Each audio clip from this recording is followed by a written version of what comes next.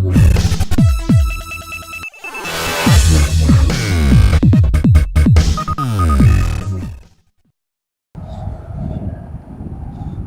up again, YouTube. So I thought I'd do another 2 short videos. I'm trying to experiment with ideas for getting shorter videos on the channel, which is what some people were asking for. So I thought I would do this one on 5 things I hate about my KTM 1290 Super Adventure. So I'll start by saying there's not an awful lot that I hate, but the things that I do hate are quite finicky and are a bit of a pain. So let's start first off. One of the things that I hate is the aesthetic of the nose here. I can kind of see what they were trying to do, sort of. But actually, most adventure bikes these days have a bit of a beak, a bit of a higher mudguard up here, which I think adds a bit of character. Not enough to make me buy a BMW GS, obviously, but if you look at the Ducati Hyperstrada, maybe, that is a thing of beauty. So yeah, that's one thing I kind of don't like about this. And people have mentioned they don't like the light guard on this. You know what? It's kind of industrial. It kind of shifts focus away, I guess, or into that centre and kind of away from other bits and pieces about it, so I can live with it. So that's number 1. I hate the aesthetic of the nose. I hate that there's no kind of beaky kind of thing or a better look on the front. The next thing I hate about my bike, which is getting probably towards the more away from the looks, but actually just more the feel and comfort, which then kind of leads on to your safety, is the saddle. So the saddle on these bikes, not fantastic. I mean, it's good for a standard saddle. It's probably one of the better standard saddles that I've had.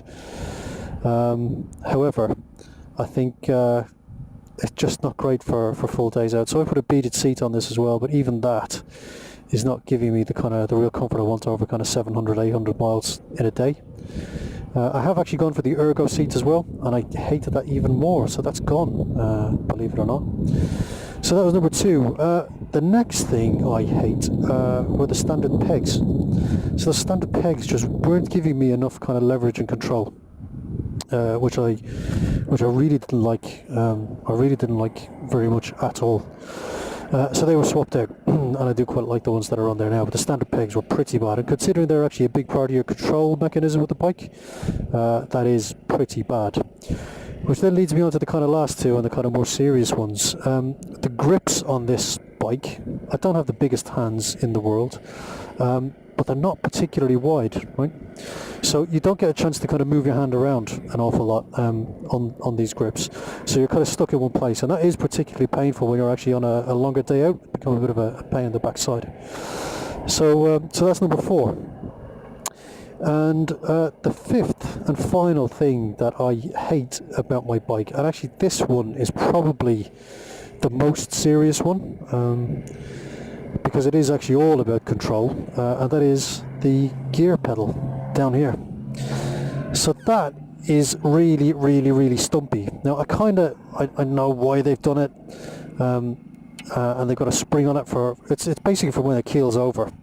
The less there is of it, and the kind of more springy it is to move out of the way, the less chance there is for it to break. However, it takes a lot of getting used to when you get on the bike first, because when your foot is under here, there's not a lot of your boot that is going to catch it, right? So you can see it's like right out on the edge there. You got to really tuck your foot under, and it feels quite unnatural getting your foot that far under the bike when you've got it first. So there you go.